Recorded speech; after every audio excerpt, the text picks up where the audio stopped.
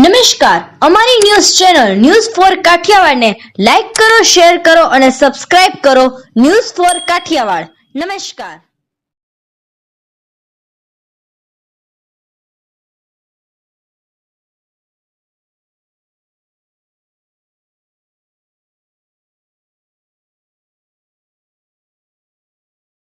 Junagadh marketing yard ખાતે કેસર કેરીના બોક્સની આવકમાં વધારો. કેસર કેરીના ભાવમાં પણ આગામી સમય માંગ વધારો જોવા મળે તેવી શક્યતા. આજરોજ માર્કેટિંગ યાર્ડ માંગ 3 થી 4,000 કેસર કેરીના બોક્સની આવક જોવા મળી. આગામી સમયમાં કેરીનાની આવકમાં અને ભાવ માંગ વધારો જોવા મળે તેવી શક્યતા. જૂનાગઢ માર્કેટિંગ યાર્ડ માંગ કેસર કેરીનો આજનો ભાવ 800 થી 1,200 રૂપિયા સુધીનો ભાવ રહ્યો હતો.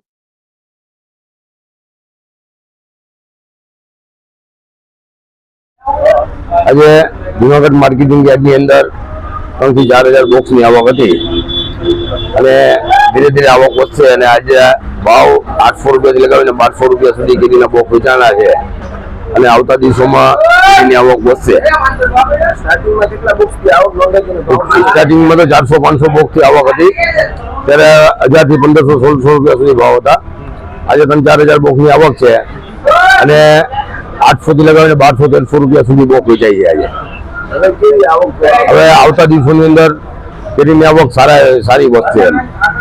એ 4-5,000ની જગ્યાએ 10-12,000 બોક્સ થઈ જશે એવી આશા છે આવતા વીકમાં. ગત વર્ષ કરતા કેરી ઘણી ઓછી રહેશે આ વર્ષે. મુકેશભાઈ રાબડિયા, ગામ રમડેચી ગીર, તાલુકો તાલાળા. હવે અમે અહીંયા જુનાગઢ યાર્ડમાં આવ્યા છીએ કેરી હાટું. તો કેરીનો ભાવ અહીંયા 700 થી 1,600 સુધી છે કાર્ટૂનના ભાવ. એટલે એ વ્યાજબી ભાવ તો છે, એટલે તો વાંધો નથી, પણ જે આવક પ્રમાણે અહીંયા આવક છે 600-700ની આવક છે કેસર કેરીની.